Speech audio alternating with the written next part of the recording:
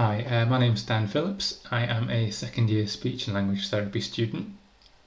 I'm also a disabled student, so the reason I'm making this video is to sort of talk about my experience with the Disability and Dyslexia Support Service, or DDSS, which is the organisation within the university that helps disabled students like myself sort of get to the university and study in a way that means we're no longer affected in a negative way by our disability and that we're on par with our able-bodied peers. So a bit more about me. I have two disabilities. I have cerebral palsy, which is for me primarily a motor function disability, which affects my balance and my fine motor control. And then also I have dyspraxia, which is a cognitive disability that for me primarily affects my organisation, timekeeping, concentration, and other sort of issues that are kind of quite important to studying at university, frankly. So it is something that I do need support with. Thankfully, DDSS are available. So I'm going to just talk a bit about my interactions with them as an example of why they're really such a great service, and we'll take it from there. So a bit more background is that when I applied for the university course I'm on, I actually applied really late. My original plan was I was going to apply for this academic year like you guys, but I ended up applying early through clearing last year, and so I'm a year ahead of my sort of plan. What that meant though is that I was also quite late in applying for things like student finance and the disabled students allowance. So by the time I actually started university in September, none of my funding had arrived yet. It was all on the way, but it was taking a while to clear, and I didn't get it. So in that time when I was waiting for my funding, I actually went to see DDSS to see if there's anything they could do for me, and they were great.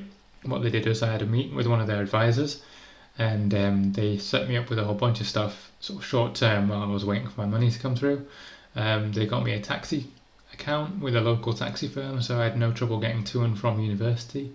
It meant that I could pay bus fare prices for a taxi journey from my house to any building at the university, which is great when you can't walk very well.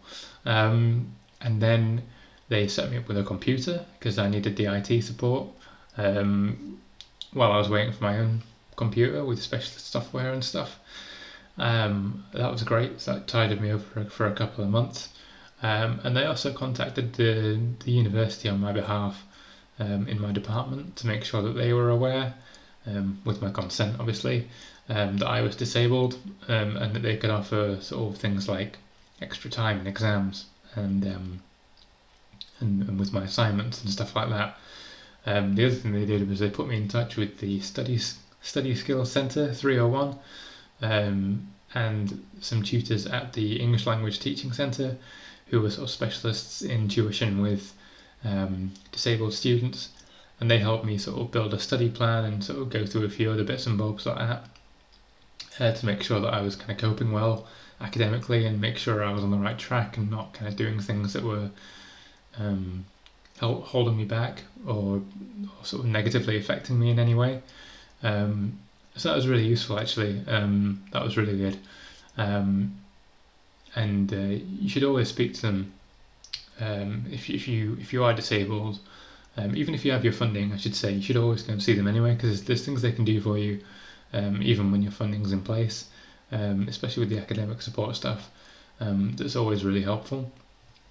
And the other thing as well is that if you feel you are disabled but you don't have a diagnosis, most of the services that DDSS can give you, they do require some documentation of your disability to sort of for them to be able to offer you that.